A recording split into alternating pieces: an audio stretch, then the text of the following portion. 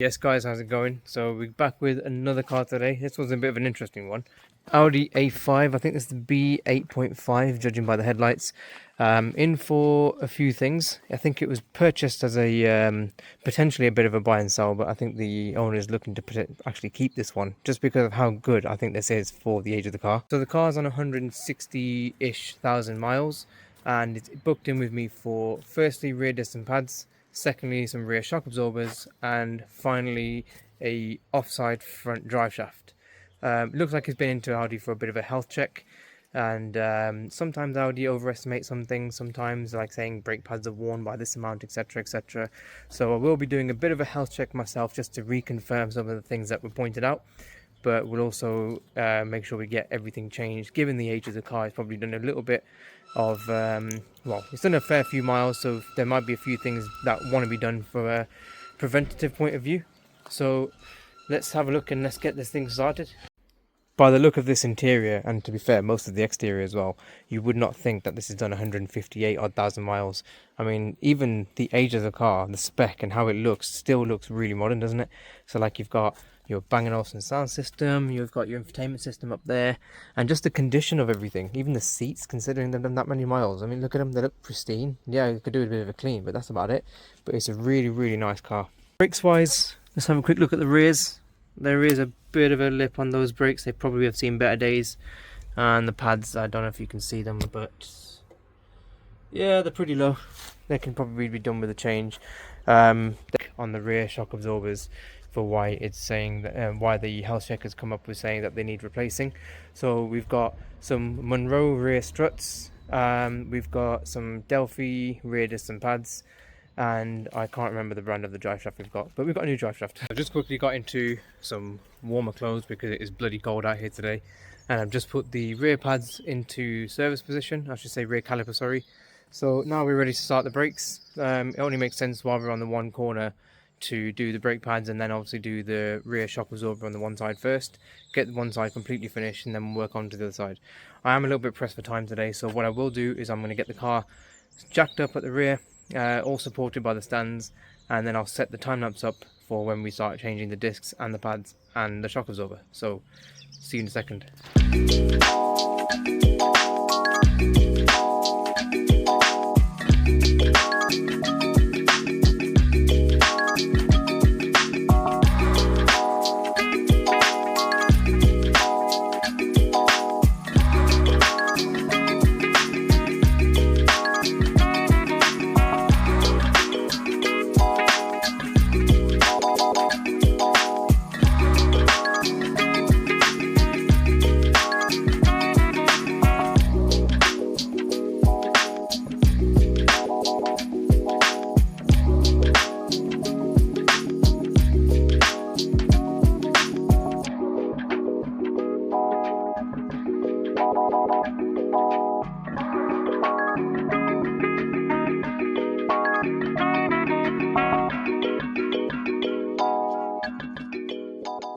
So that's the one side rear. That was a bit close with it, bloody hell. That is the discs and pads done on this side. You've probably seen me do brakes and everything on previous videos, very, very straightforward to do. But if you want me to do like an in-depth video of exactly how I do brakes or how I do any form of procedure on a car really, but you know, in terms of what greases I use and where, the method of which that I change them and how I do them, I'm happy to make videos on that, so leave that in the comments. I'll be interested to see what kind of content you guys want to see. But the next task to do now is the rear shock absorber. So you can probably tell, if I flick the light on, that there are signs of oiliness all here, which is telling me that the shock has probably started to leak, which is not really any surprise really, considering it's a 160,000 mile car. I don't know if these are the original shocks. If they have, they've done a bloody good job, but I reckon they are. I'm going to just have a guess. I mean, definitely top mount, unless they've used genuine parts. But let's get that shock off and get that changed. I may be able to get away with doing it without actually taking off the lining, because you can get to both bolts that hold the top mount in, literally through that little cut. It's like Audi have already thought about replacing it before. But yeah, actually I'll probably give that a try. And there's only one, I'm gonna guess something like an 18 somewhere down there. Very, very easy to do on the rears.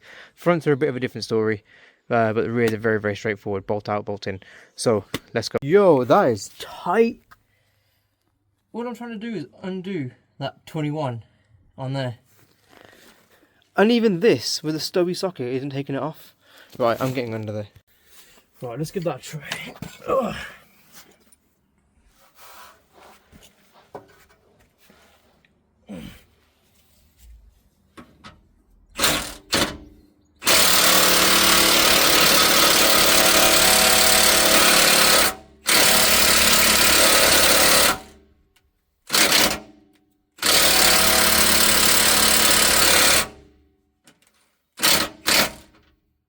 Yo.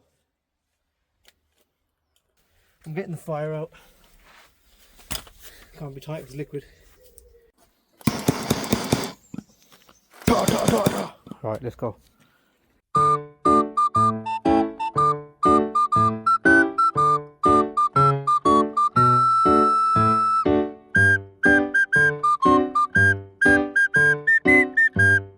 That thing just does not want to shift. Flipping out. So I think I just found out why. I hope it's not the same steel aluminium thing again, like the upper control arms on Audis.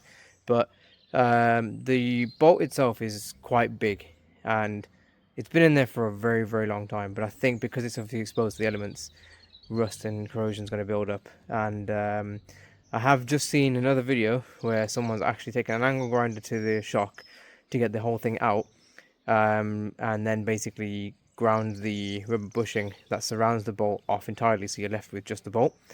And then it is literally a matter of heat and penetrating fluid and smacking the hell out of it and all that kind of stuff, and a lot of patience. So it's gonna be one of those days, isn't it? Oh, here we go. I think in the interest of time, what I'm going to do is I'm going to let that soak with some penetrating oil, and I'm going to get the other side discs and pads done, so at least one of the jobs for this car is done.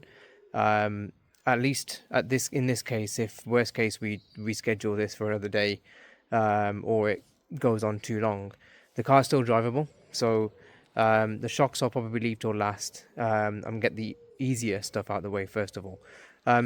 One of the things that I was asked to do as well is to investigate an oil leak, and I think this one's going to be fairly straightforward. Reason being, it's literally happening right now. And if I go into the top of the engine bay, you can quite clearly see, if I put the light on again, I don't know if that makes it better or worse, but everything at the front is all covered, and you can see that it's coming from the crank pulley right there. So it's got a front main seal leak. So that, and also I had a quick look around the engine as well. There is some residue around the edges of the block, or head rather, which is telling me that the rocker cover gasket itself is also leaking as well, which I would expect for a 160,000 mile car. So that is going to want replacing, and that front seal is going to want replacing. And given that it's probably been there for a while, and I can't quite see it yet, maybe I should move this out of the way. That belt is, I mean, even if the belt wasn't contaminated with oil, that's still pretty dead. So that's going to want changing too. So, and that's cam cover's not even on properly. Let's have a look at the cam belt actually. Original timing belt, mate, and that's all covered in oil there as well. Oh shit. Okay, so that's the rear brakes, disc and pads on both sides finished and done. Wheels are back on and torqued up. I've decided to leave the shock absorbers for the time being, just because I know they're going to take a lot longer than hopefully the drive shaft will be. And I kind of want to go and get a new bolt that goes through the shock into the control arm before taking a grinder to it, basically, because I think the grinder is going to be the only thing that really is going to get it off. So we're going to postpone that for a little while, and we're going to move on to the offside front drive shaft first of all. So let's get the car at the front now jacked up, supported by the stands, and let's make a start there. So I did have to just go to Halfords to pick up a 19 mil hex just to get to the drive shaft nut, because I thought it was a but That's nice and free. I did have to put a fair bit of heat on there and did the old Baz Meredith trick and heat the shit out of it, and a couple of hits on the Milwaukee and bang, straight out. And we're looking pretty good as well. So the drive shaft is, I don't know if you can see that. Let me just hit it because it's a bit hot. There we go. So the drive shaft is not seized in there, which is thankful, which I'm thankful for. I do need to now get to the inner side just here, and then once we're there, we can get this shaft out. So let's...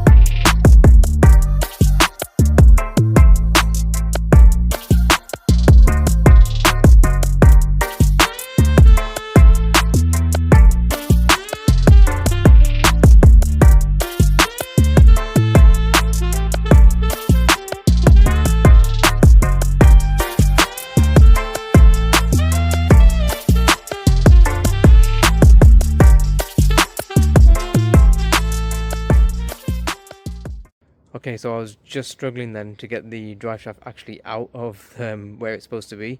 You're meant to apparently undo the pinch bolt on the top, and well, I'm not even going to try that because I know for a fact it's going to be seized, you know, that flipping death bolt. So I tried turning the steering knuckle just enough to get the splines out of the hub, and then apparently you can kind of wiggle it out and maneuver it a little bit, and I was really struggling actually to see if I can get it out, but took a minute or two, just sat down and had a think about things, and came back, and here we go, we've got it. So if I put this down on the floor, which is just here, you can just see, let me put the light on, you can see there that it's got a horrible split right there. So we've gone for a new drive shaft entirely. Hopefully I can get that back in there. Well, not this one, but the new one. But because I'm running now, I am going to pack up for today and come back to this in the morning. I have got another car booked in the morning, but luckily it's only just a service, so we should be good. And then I can crack back on with this one. So I will catch you guys in the morning. Well, it is the next morning, and it is a cold and windy one today. We've got a bit more light so I can crack back on, and there seems to be... They must want a bird's eye view of the Alpha Auto's land, so it'll be pretty sick actually. Imagine if I get a drone. I think I should get a drone. But anyway, I mentioned I had a service this morning, which is now getting picked up by New Cross Motor Company to get an MOT carried out. There is the 430i that I have just finished doing. It's actually a really nice car. I don't really get many of these in petrol. I usually get these things in diesels, 420s and 430Ds. So it's nice to have a petrol. Just done spark plugs, all three filters, air, oil, pollen, yes. And just done a whole inspection across the vehicle. So if you've seen some of my TikToks, I've got the interior, exterior, underbody and under bonnet checks, which are all looking pretty good. The only thing to point out are the brakes are a little bit on the low side. So we will be getting this in, I think, in the next few months, maybe weeks, for a set of disc and pads all around. You can probably see that those discs are wearing away and the pads are very, very low, but they're still technically within legal limits, so it should pass the MOT and just probably come up as an advisory. So anyway, we're back on to the A5. So yeah, I mentioned yesterday that the drive shaft is now out, and I'm hopefully going to be able to get the new one back in. The only thing that was a bit of a challenge yesterday was basically getting the arm, I keep saying arm, the drive shaft end from this side through here. Now in most cases you've got to take off the top pinch bolt, which I'm not touching, which I mentioned already, but I may just drop that lower control arm there, which may just give me enough room to wiggle the new one, that's not the new one, back in. So let's give that one a go and let's get the new drive shaft in and we should be good. Okay, so after a little bit of a struggle I managed to get the drive shaft back in. So as you can see here, I did have to drop that that bottom arm just to move it out the way, which does allow you to move the steering knuckle over just a little bit. You're probably talking about, I don't know, another degree or 2 degrees, but that makes the world of difference when it comes to putting this in. So all you've got to do is just turn the joint as far as it can go, and then if you shove the back end of the shaft all the way up into that gap, it gives you the most clearance to getting the front of that shaft through. And then as soon as you've got it through, align the splines, and then all you've got to do is just secure it with the nut. I haven't torqued that down, of course, not yet, it's not the right time to do so, but it's just there to hold this in place, stop this from falling out as I put in the new bolts at the back. So I have got new bolts, all from TPS. The old ones are still over here from yesterday, so wasn't sure whether these were one-time use or not, but I always like to put new bolts in wherever I can.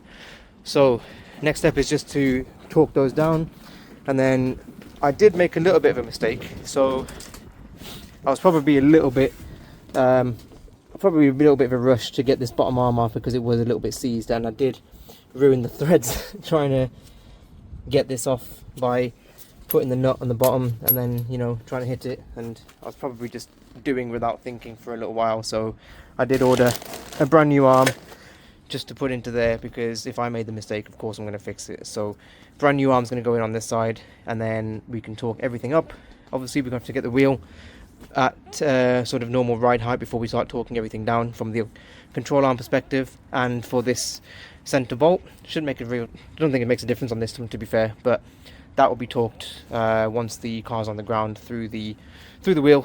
So let's carry on. We're making progress.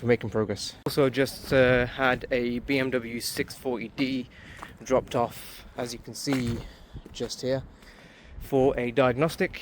This one was complaining of lack of power, and there was a drivetrain error on the dashboard. What I've done is I've hooked up the smoke machine because some fault codes were leading me towards thinking there was some kind of boost leak, which was correct. Well, kind of boost leak, or basically there was a, if I start this up, actually you'll see straight away. There you go, you can just see it there. The smoke will increase shortly as the machine fires back up, but there is a leak coming from what looks like the rocker cover itself. I think it's somewhere down that gap or in there, which is part of the rocker cover, because it kind of goes around this way as well. So yeah, there you go, you can kind of see it now. Yeah, so if I was to get this hose off here, actually I'll make it a better view. But there you go, it's just coming from behind, so right at the back there, which is definitely part of the rocker cover. And I don't know if you can actually see anything down there. No, you can't. But anyway, oh, I just pulled the pipe out. That is a job for not next week but the week after, but we have got a set of pads to do on this one while we're here. So the pads are on order, they should be here with me shortly, and then we can crack on, get these done whilst getting the Audi all finished. So just the bottom arm to do. Once we've got the bottom arm done, then this one can go back on the ground, everything get torqued up, and we can send this one on its way. Okay, I am tired now. Had a bit of a problem, but we fixed it. Basically, when I took the control arm out of the the wheel hub, there's actually, I didn't even know this until I found out my hard way, there's actually a little sleeve that sits in the hub that acts as like the taper for where the ball joint sits into. As I took the control arm out, I took the sleeve with it. So I did manage to put the sleeve back in and press that in before putting the arm back into the car again. So now, as you can see, the new arm, although looking a little bit grubby from my hands, is now in, and that's torqued. I pulled the jack under the wheel hub just to bring the wheel up to ride height, and then torqued that up to spec. I have torqued the inner drive shaft bolts to spec. I have now got to do this nut here.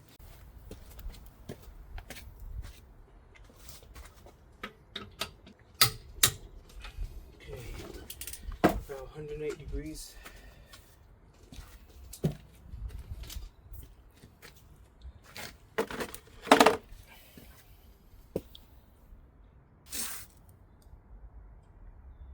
Just put a little pen mark.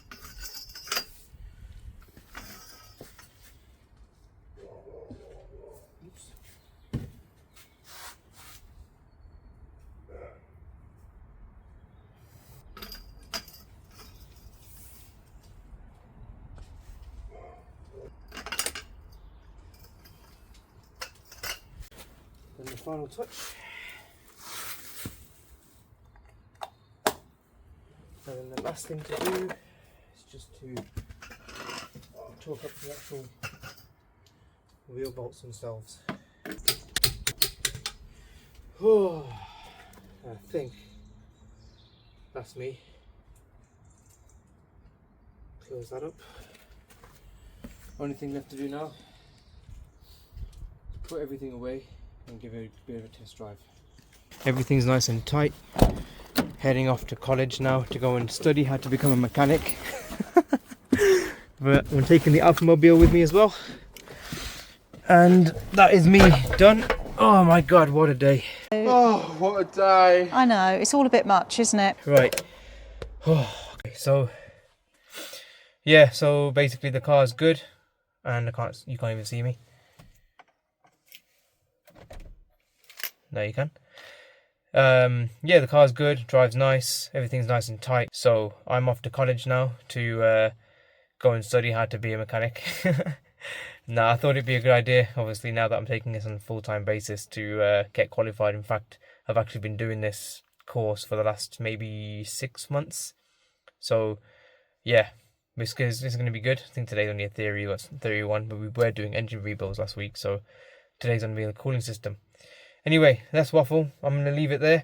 If you've enjoyed this video, please do like, subscribe and comment. I'd love to hear your thoughts on how everything went.